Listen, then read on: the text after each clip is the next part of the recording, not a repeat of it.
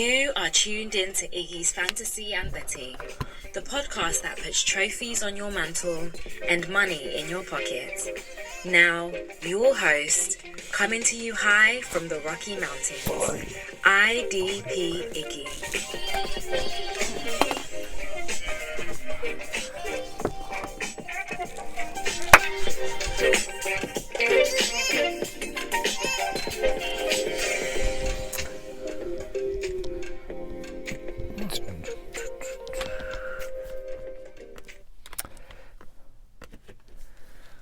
All right, the 1 minute intro. Glad you're here today, everybody. Glad to have you here. It is July 15th. That's Thursday. You know what that means? Thirsty Thursday, baby. You see me sipping the water before the game started, before the show started. It's like a game. Anyway, dude, yeah, I'm happy to have you guys here. July 15th. I can't believe how fast this month is rolling around. My baby's a little under 3 weeks now. I got that good sleep, you know, for those that know what that's like. So I'm like pumped, you know. I feel like I could go smoke a Joe. Yeah, you know what I'm saying? That's how I feel, and that game really did it. You know, I put it up there for the YouTubers. You could see it. I put it, what a game series. We got 2-2, man. Middleton put up a 40-burger. Let's talk about that game before we get into Thirsty Thursdays. 103-109, man, and the Bucks came on in the fourth quarter. 33 points in the fourth quarter, people. 33 points in the fourth quarter. That's amazing. They held the Suns to 21, so they outscored them by 12 that quarter. That's how you get things done. You win by 6, you outscore your opponent by 12 in the fourth quarter. That means you had to put some work in, all right? That means you had to put some work in. It was just a sloppy night for a lot of the Suns. Let's start with the away team. 1, 2, 3, 4, 5, 6, 7, 8 people. It's an 8-player rotation. They looked gassed. They looked defeated. They were making a lot of mental errors. I'm not used to seeing Chris Paul make that many errors. I mean, he had only 10 points, 7 assists, 4 rebounds in 37 minutes. Let's see if I can get the full stats in. Well, the total turnovers were 17 turnovers for the Suns. That is not the way you get to victory. That's not the way that you go about playing against a championship caliber team. These are champions, okay, guys? Don't forget that. This is the Eastern Conference champion and the Western Conference champion. You can't be making those kind of mental errors and expect to win against a good championship team, all right? Both of these teams deserve to be there. Just real quick, you know, to go through some other stats, the Suns had 3 steals, 9 blocks, 18 assists, 40 rebounds, and 24 fouls, 40 points in the paint. They were 40 from 78, 51 from the field goal percentage, much higher than the Bucks, who were at 40%. But the Bucks shot 97 times. They shot 19 more times, and they both all made 7 3-pointers. The Bucks shot 6 more 3-pointers. But the Suns looked efficient from the 3-point early on. Crowder was making them. Booker started to get hot. So with that, you know, an 8-player rotation is going to be hard in the finals. They do get 3 days off between games, so maybe that's what Monte Williams is thinking. But I think it's going to force his players to make a lot of errors. They were carried by Booker. Booker's the only player that had more than 15 points, and he had 38 minutes, 1 rebound, 2 assists. He didn't do much else but score. That must have been their game plan going in, because he shot a lot, he made a lot, he held the ball a lot, they pick and rolled with him a lot. So it was clearly the plan going in. Ayton had 17 rebounds, only 5 assists and 6 points. Couldn't get the double-double, but definitely out-rebounded everybody up there. I went with my captain, and because of his low price, it really helped me out. But you got to really make sure you get shooters. But like I said, they just didn't have anybody on their team. Booker, 42. Crowder was the second highest scorer with 15. Chris Paul, 10. Cameron Johnson, 10. And then you got 7 from Bridges, 6 from Ayton, 9 from Payne, 4 from Craig. Just nobody there really putting it together, man. It was really exciting. I couldn't go to bed after the game. You know, it was just all around a lot of fun for me. It was a great game. Giannis came in with 43 minutes, even though he took out early. He had 26 points. Lopez had 14 points in 19 minutes. Bobby Portis played quite a bit. 1, 2, 3, 4, 5, 6, 7, 8. Both teams played an 8-team rotation. That's kind of interesting, but that's what you got to do. Sometimes you can't go to your deep bench in a tight game like this. Tucker played 29 minutes, Lopez 19, Drew Holiday played 43, Middleton played 43. So their big three played the minutes that they were supposed to. 43 minutes, that's a lot. That's a lot of minutes, man. The story of the game, Holiday had 13 points, 7 rebounds, 7 assists. He shot a lot, man. There's just something about Holiday's shot that he doesn't have like that soft, like you can see it with Booker, you can see it with not Paul. He's kind of an all-net kind of guy. There's certain Kawhi Leonard. There's these certain players that shoot it, and they don't really do a lot of nothing but net shots. But they got such like a good release and spin on the ball. It allows that ball to kind of, because the top of the rim's not like flat. It's like rounded. So as long as you got some rotation, it's going to try to want to figure out a way to get in and out. On this other hand of that, though, the Milwaukee Bucks, I can think of 3 off the top of my head where they had shots. The ball was halfway in and rattled out. That's what happens. It's round and it's spinning. So whenever it hits, it's going to traject around a lot like pool if you know how to put spin on it, or bowling if you know how to do that as well. But I just noticed that Holiday doesn't have that. His balls are really stiff up there. There's not like, you can't see the lines rotating. You can actually see them. And a lot of times his ball will just bounce out. He had several of those shots. The story of the game, though, no doubt about it, Chris Middleton, he came on in the fourth quarter. He outscored them in the last 2 minutes, I think 10-4. Like he scored 10, the Suns scored 4. There was a lot of great defense in that game. As a person, it's IDP Iggy, guys. I love defense. I love good defense in basketball. I was always a fan of Rodman, in Jet, and a lot of players that just play good defense, man. Jason Kidd. But Middleton came on with 40. Nobody got the double-double but Giannis. Drew Holiday's close, man. If he gets to where he puts up 25 points in a game, I think that's a guaranteed win. Everybody looks at Middleton for the gauge, but this is Middleton's highest point total, okay? And obviously, he can do anything you need him to do offensively. He can dunk, he can shoot the 3, he can shoot the in-between game, he can dribble, he's got jukes, he's got a little bit of shake for a guy that's as big and as broad as he is. He can still move those hips and ankles, and he kind of gets people rotating a little bit. What a stud, man. But if Holiday can just make... If he can just make 4 of those missed baskets, like 2 of them were right at the rim, a couple of more were inside the paint, and then a couple threes, obviously. But if he can just get to his point totals where it's at 22, 23, the Bucks are going to be really difficult to beat. And but he's a defensive guy. You can see what he's doing to Chris Paul. You can see what they do. PJ Tucker and Drew Holiday, they were brought in to be those defensive pieces, and they have filled it. Bobby Portis come in, fan favorite, 20 minutes, only had 5 rebounds and 3 points, but it felt like he did so much more. It's just he energizes that crowd even without doing much. He's battling around the paint. Somebody's got to challenge Ayton. And I'll tell you this, when DeAndre Ayton goes to the bench, there's nobody out there. Crowder can't hang. Like I said, you're putting everything on Cameron Johnson and Mikal Bridges. Whenever Ayton's not there, they have no paint presence. And I don't know why the Bucks, you saw it the first quarter and a half, they just wanted to live outside of the,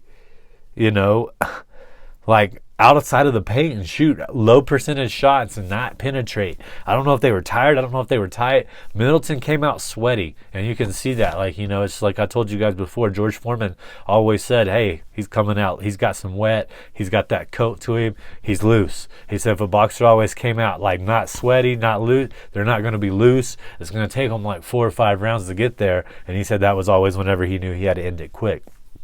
But I don't think basketball is much different. Giannis came out really dry, kind of uptight. You could see it. His shoulders weren't stiff. He wasn't moving. He said he had to go use the restroom. I'm sure that's nerves. That's why they say, I scared the piss out of him. I bet he's that much anxious for this game because he realizes what kind of legacy's on the line for him in this championship. But having said that, also, it's like Middleton came out loose. He came out wet. He came out ready. And they didn't have a good first half, but it seemed like it took Giannis almost to the second half almost to get in a rhythm. All right, so keep that in mind too. But they're starting to look tired. 8-player rotations. We're getting into the last couple games of the season. Both these teams have played all season.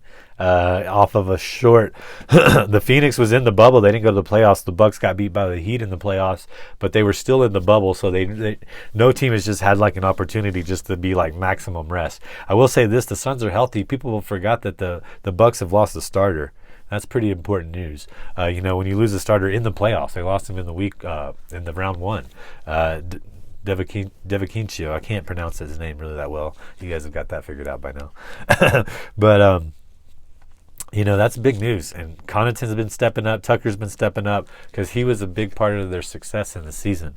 And that's pretty interesting, man. But 3 games, now you just got to reach and get in that heart and figure out who's got it and who doesn't, because that's basically what's going to separate it. And that was some bull crap on the refs not calling Booker on those 2 foul sixes.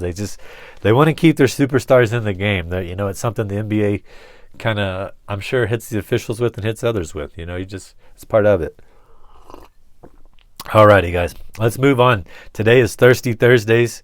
You know what that means? It means we're going to be looking at some player props every Thursday. Even during the season, we're going to look at player props for the week, but we will be doing Thursday football, of course, man. That's going to be some of the player props. And then if you sign up to the Patreon, guys, remember to go check out the Patreon. It's on all of our affiliates right now. Just click the link. We got a $5 tier, $10 tier, and a $20 tier. As long as you hop in that $10 tier, I'm going to be coming to you live every Thursday before the game. We're going to talk about angles to bet on. We're going to talk about players. We're going to talk about weather. We're going to talk about last minute for changes. And I might be talking to some of you out of making some decisions last minute that you don't need to make. I feel like that's a big part of the success too. It's not what you did, it's what you didn't do, or what you didn't act upon whenever you had that impulse thought. Okay, that's something else we'll be talking about, and hopefully I'll help you get past that too. But sign up for the Patreon. The $10 or $20 will be live. I just have it for 1 game a week. We'll probably do it most night games. I'll get 30 minutes. Let's get on here. Let's go make some money. That's what it's all about, right? Alrighty, let's looking at player props. We're gonna look at. I know there was some on the odds boost. I just need to look at it real quick. We'll save that for the end because I know Zach Wilson was on there. Can't remember. I think there was another quarterback prop on there today, and that's basically what we're looking at. So we have player totals and player futures. There's awards as well. This is all going to be based off of DK. Like I said, I'm going to look at it I'm going to try to keep an eye on multiple props. I'm going to put a lot of deposit bonuses, but until that moment happens, I'm not going to talk about it. Like, for example, today I'm betting on golf, but I'm not like the biggest golf aficionado, so I'm not going to sit here and tell you, you need to do this for golf and this for golf, and this is what's going to happen on hole 4. And over here on this par 4, we got a really good chance for an eagle. I did notice a special, like over 8 eagles or something. I don't know what's up. There's got to be some kind of hole over there, but I stayed away from it for the most part. And but there's all kinds of stuff. Will Tom Brady break the all-time passing yards records against New England Patriots? 21 regular season, -200 on the no, +150 on the yes. Most passing touchdowns. Let's look under team player futures, most passing yards, and then we'll kind of dive into some quarterback player totals as well. All right. So regular season most passing yards, we got Patrick Mahomes the lead at +300. Dak Prescott at +550. I like that one. Tom Brady at +600. They're acting like no regression from Tom. They're just expecting Tom to just keep on doing it. But Tom, they won what, 11 regular season games, didn't win the division. They don't have to win the division. They don't have to have home games to win the Super Bowl with Tom Brady. They just had the home Super Bowl game. That just blows my mind when you stop to think about it. Josh Allen's at +800. Matthew Stafford +1,000. Matt Ryan +1,200. Justin Herbert's at +1,200. Russell Wilson's at +2,000. Kirk Cousins +2,500. Joe Burrow 2,800. Tannehill's at 2,800. Then we get into some 4,000s with Baker Mayfield, Derek Carr, Kyler Murray. Sam Darnold's at 5,000, along with Tua Tagovailoa, Trevor Lawrence, Big Ben, Jared Goff, and Ryan Fitzpatrick all there. And we start getting some people that I don't think, honestly, Jameis Winston could do it, and he's at +8,000. I don't think Sean Payton's going to put the hands that much in Jameis Winston as they did in the Bucs offense, where they didn't really have much of an rushing presence. I mean, playoff Lenny didn't happen until the playoffs. Before that, it was all Tom Brady for the most part. So Jameis Winston, that's an interesting one at +8,000. Then you get into some guys that may not even play all season or rushing quarterbacks. Zach Wilson 10,000, Jalen Hurts 10,000, Jimmy Garoppolo 12,500. Lamar Jackson's at 15,000. That's another interesting one to me. But then you got Trey Lance, Justin Fields, Andy Dalton, Tyrod Taylor, Davis Mills, Taysom Hill, Drew Lock, Mac Jones, Teddy Bridgewater. I'd say about the lowest ones I'd feel really confident with is I would say that Jameis has a chance. I don't expect it. But Lamar at +15,000 to have the most yards. I know that they probably don't think he has the receiving core for that. I just find that really interesting bet. It might be worth $1. Let's just see how much $1 pays out on let's see. Oh, let's not let me click it right now. Well, Russell Wilson's at 2,000. I mean, he's got 3 great receivers. He also has a good tight end, in my opinion. That's the one at 2,000 odds. That's hard not to like. Most passing yards. He's got to get some, you know what I mean? He's got to get some more accolades. Super Bowl champ, Walter Payton Man of the Year award. Those are all good. We just have to see. $1 on Lamar Jackson would pay out $151. So not bad for him to have a chance to do that. It's a long shot. But Russell Wilson at plus 2,000. I think Kirk Cousins at plus 2,500. You got to look at teams that might be playing from behind some, not with the lead necessarily. I think that makes Justin Herbert a good candidate. Matt Ryan could be a candidate at 1,200, just empty calorie yards. I think Dak Prescott, I don't know if their defense is just going to necessarily shut down people. So with that being said, I think plus 550. I mean, you got to love that, man. There's nothing not to love about that. There's a good chance Patrick Mahomes could do it too. They could be playing in a lot more competitive games than they realize. I expect Patrick Mahomes to be good and sustain success throughout his career. But I don't think you can expect him to just to be the top of the year every year. I mean, Aaron Rodgers is the best quarterback arguably of all time. And he didn't lead the statistics of every category every year. I mean, he's got 3 MVPs. He's led multiple touchdown years. You know, I think that's more of a comeback from behind stance. So once again, for regular season most passing yard props, if you want to hedge it, I think you got a good chance with Dak Prescott. You know, if you want to put one on Mahomes, go ahead. I do think Matt Ryan and Justin Herbert at plus 1,200, 1,200. I think that's an excellent little look at, because I don't think the Chargers are going to just be blowing people out of the water and staying up. And Matt Ryan's going to have to be playing from behind. They have one of the worst defenses I have ranked if you've been checking out the stories on Iggy's Fantasy and Betting. So he's going to have to do a lot. I think that's a really good bet. Kirk Cousins could do it at plus 2,500. I think Russell Wilson could do it at plus 2,000. I didn't mention it. Kyler Murray, I think they're going to be pretty good. I don't think they're going to have to be just airing out the ball all the time to win games. I don't think they're going to have to be coming from behind. I'm expecting a big year from the Cardinals. Cousins is good. And then my ultimate kind of like, hey, if you want to lay a small wager on this one, is Jameis Winston and Lamar Jackson. Winston's at 8,000, Lamar Jackson at 15,000. All right, moving right along. Let's get to most passing touchdowns. The ones that win your games. All right, Patrick Mahomes leading all odds favorites at plus 310. How about that? Who didn't see that one coming? And then we have Tom Brady at plus 550, Aaron Rodgers plus 600, Josh Allen plus 900, Russell Wilson plus 900, Dak Prescott plus 1,200, Matt Ryan plus 1,500, Matthew Stafford 1,800, Justin Herbert 1,800. Get into some 2,000s with Baker Mayfield, Kirk Cousins, Ryan Tannehill, 2,500 for Burrow. 3,300s for Carr, Kyler Murray, Trevor Lawrence, Big Ben, and Lamar Jackson, both at 4,000. Carson Wentz 5,000. Daniel Jones 5,000. Same with Fitzpatrick. Then Sam Darnold as well. Then we have two at 5,000 as well. Zach Wilson at 6,600. Jared Goff at 8,000, along with Winston, Hurts. Fields at 10,000. Tyrod Taylor 10,000. Trey Lance 20,000. Teddy Bridgewater 20,000. Cam Newton 20,000. Drew Lock 25,000. Along with Mac Jones and Taysom Hill. There's only a few that I think realistically have this. Once again, I think I'm just kind of high on Russell Wilson. I think Chris Carson's going to do a lot, but you got DK Metcalf, Tyler Lockett, you got Everett at the tight end, and this Eskridge kid. So there's potential for them to not have to be so dependent on trying to pound it in. They didn't really get that many draft picks. And it seems like they're trying to help Russell Wilson. Just give Russell Wilson the ball. I know we had that awful experience in the Super Bowl, but I think when they get close to the goal line, I think it's going to be Russell Wilson throwing a lot of touchdowns. He's still got wheels, but he's looking to pass at this part in his career, no doubt about it. Aaron Rodgers, of course, plus 600. There's nothing not to like about that. He could come back and play so pissed off. He could put up better numbers than he did last year. He might not win the MVP, and that's a legitimate. If I had that prop, I would take it, because he's got an extra game. Plus 600 for Aaron Rodgers. Tom Brady plus 550. I think Josh Allen could do it. I think Gabriel Davis is going to come on. He's got Emmanuel Sanders there. Of course, he's still got Diggs. And then you got Knox, big presence along the goal line. Along with, I think he lost his other tight ends. He had 2 other good ones that he looked for down on the goal line as well. But they just don't really have that much. I mean, Singletary and Moss, are you going to put your goal line touchdown faith in that? Or are you going to put it, I feel like Josh Allen has a better chance to run it. And I think by him scrambling it, I think it's a pretty good prop. I think that's my favorite one, honestly, is Josh Allen. Because they're just the running backs right there.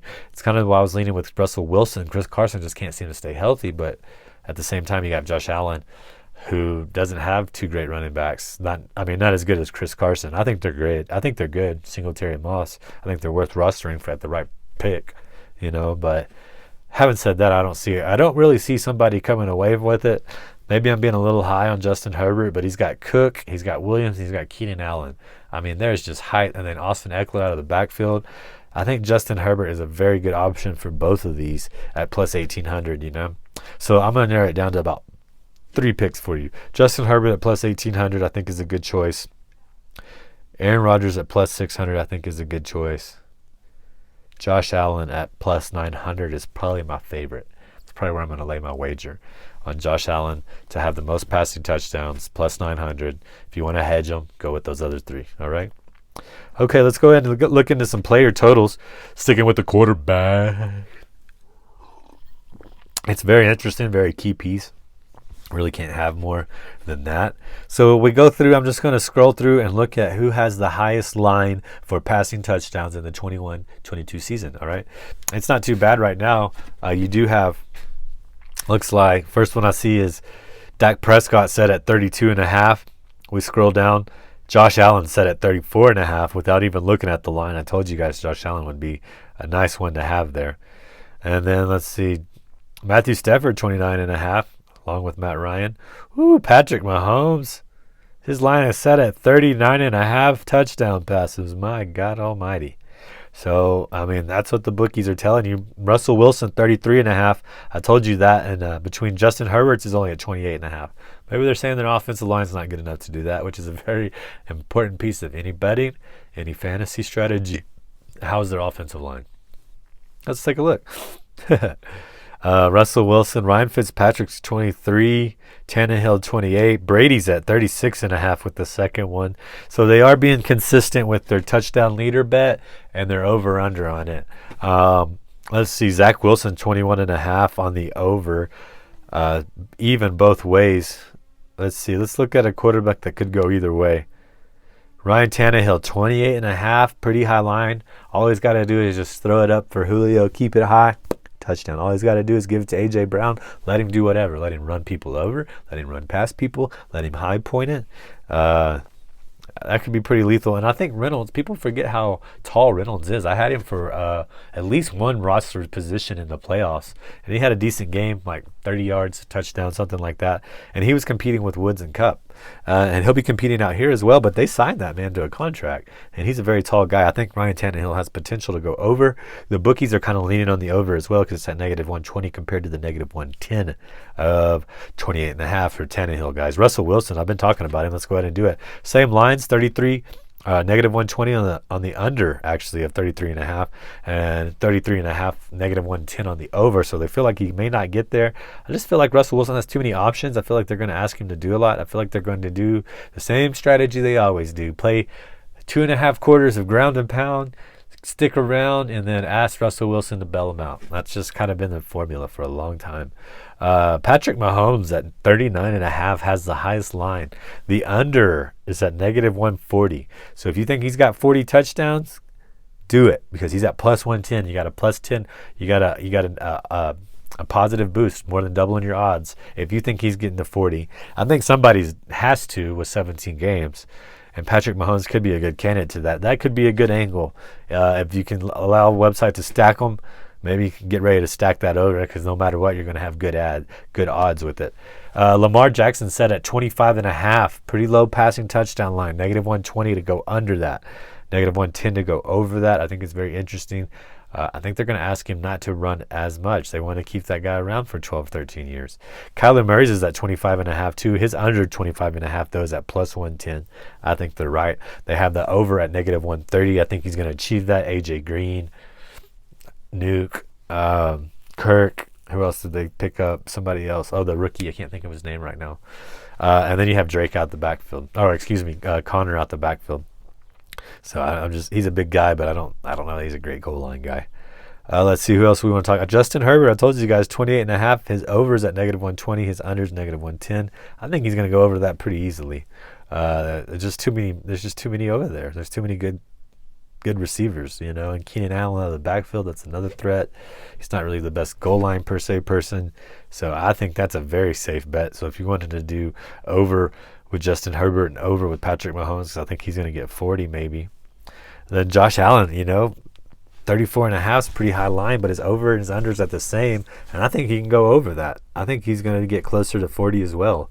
Like I said, he may run a few of those in that he could pass, and I think he's going to start looking for bodies. I think people are going to be more keen to him scrambling, and I think it's going to lock some defenders either like, should I go get him or should I stay on my defender? And that all you need is that like 6 foot of separation when you got a bullet like Josh Allen, and nobody going to be able to move fast enough to do that. You know what I mean? The hand moves faster than the eye kind of thing. Let's see who else. We'll talk about one more. Dak Prescott, man, that's 32.5. I think as long as he stays healthy, there's no reason he can't get over that. And his over is a positive too, at +100. 32.5 touchdowns. Zeke, I expect a lot better things from Zeke, but once that play action starts happening, whoop, feed it to Zeke. Nope, I'm going to hit Blake Jarwin. I'm going to hit Amari Cooper. I'm going to hit CeeDee Lamb. I'm going to hit Michael Gallup. I'm going to hit, who is the backup? Schultz. Like, there's too many options to throw the ball to. So I think Dak Prescott is a lock for over 32.5. I said that's a +100 bet. So you place your unit, you're going to be doubling your money. Whatever you put down, you're doubling it. All right, you got to love that. All right, wrapping it up with pass yards. Got about 5 minutes left in the show for you. Let's see who has the highest line on the passes. Dak Prescott, 4,795.5 yards. That's pretty high. They got Josh Allen at 4,550.5. Justin Herbert at 4,450.5. I don't know if anybody's going to have more than Dak. Matt Ryan's at 4,450. I can see that. Matthew Stafford, 4,595. I'm taking the under on that all day. Yep. I think that's a safe bet. I don't think that offensive line can hold up for that long. Let's see who else we got. We also have Tom Brady, 4,750.5. What was Dak Prescott's? Dak Prescott has just a little bit higher of a line. And then, whoop, here comes Patrick Mahomes, 50-50. 5,050 yards. He's probably going to have to do right about that, to be honest. Tom Brady, like I said, 4,750. So Patrick Mahomes, once again, the highest odds, and Dak Prescott right behind it. That's a high line, 4,795, -115 for Dak. Let's see who else I think is kind of an interesting one. Maybe set low. Josh Allen's 4,550, -115. I'm not really seeing any odds. Russell Wilson to go under 4,250 is at +100. Yeah, I think that's a safe bet to say he'll go over that. Not a lot of positive lines, just straight up -115s. Joe Burrow to go over 4,200 at -120 as opposed to -115. But those are the only other ones. All the other odds are just straight out little under evens. If you want to take a long season bet on something, you got your team. They didn't put Aaron Rodgers on here. I'm a little chapped about that. But Big Ben's at 3,900. I'm such an old school guy. I remember when I have several cards. I'll show you guys next Memorabilia Monday. When 3,000 yards used to be a big deal, and you got a special 3,000 yard club with it. Now I don't think there's one line set below that. Nope. So everybody's pretty much projected to get 3,500 yards. Hey, that's the NFL these days, though, man. Why you better have a good running back that catches out of the backfield, especially if you're playing in PPR, half PPR, whatever. You got to have the running backs because you're going to get these wide receivers. If you don't get these guys that get volumes of like 10 or 11 targets on average a game, you're going to need to get it in the backfield. All right. Okay, man. Yeah, send me some questions. I know as far as passing yard goes, they're all -115. So I kind of told you where I think would be good. Russell Wilson over 4,250. I think he's good for that. And then we also talked about, what's his name? Not Daniel, Dak Prescott, 4,795.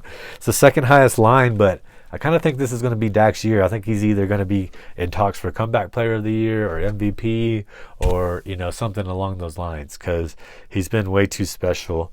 And I think he's out to prove everybody that he's the real deal and he deserved his pay deal. Not everybody. I think he's out to prove it to himself. I think that's kind of the person Dak is, an internal competitor. And he just watched his alumni win their first championship ever. You don't think that's inspiring? I very much believe in collective energy. It's not a thing to believe in. It's a fact. It's a law of science. And if you have friends, that's why they say whatever you want to be in life, surround yourself with those people, because that's collective energy. That's an example of it. Also, if there's already facts out there, if something's already been out there, like they did the crossword puzzle, they had a group of people do the crossword puzzle a day late. All their scores jumped up. I think collectively they jumped up like 33%, 23%, something like that. And they were all completing at a faster rate because it's already out there. All right. Dak Prescott's alumni already won. It's already out there. Now it's his time to go win one, right? I'm not saying the Cowboys are going to win the Super Bowl, but I think Dak's going to have an MVP caliber kind of year. That's what I'm saying. All right, guys. Remember, Kawasaki Kids, go sign up for the Charity League. If you want to find out what it's about, KawasakiKids.org, #BraveKids, #hashtag Strong Hearts. You can look them up those ways as well. 100% all money donated to the Charity League. Or, I had somebody that said, hey, shout out to Rachel. She's like, I couldn't, and I'm maxed out in leagues, but I'll still donate. She donated. I gave her the draft kit. She donated $10. I'll still give them the draft kit no matter what. If you donate it to the league, get $10. You're going to get the draft kit. And a lot of people have already given me great feedback on it. People have already told me they've used it for their IDP drafts. And I want you to be successful. Remember, that's what this show's all about. Trophies on the mantle, money in the pocket, baby. That's what we're trying to do. Find us on social media. Go check out Iggy's Fantasy and Betting. Got the defenses and IDP stories coming out daily now. And I just want to say take care, guys, and enjoy basketball, man. My God, we got one more show tomorrow. We're looking at some other gambling props for the most part. Probably talk a little bit about Game 5 coming up, be on the weekend. And I'm very much looking forward to it. All right, here's to you guys. Y'all have a good one. Be safe, be smart. Whoopsie.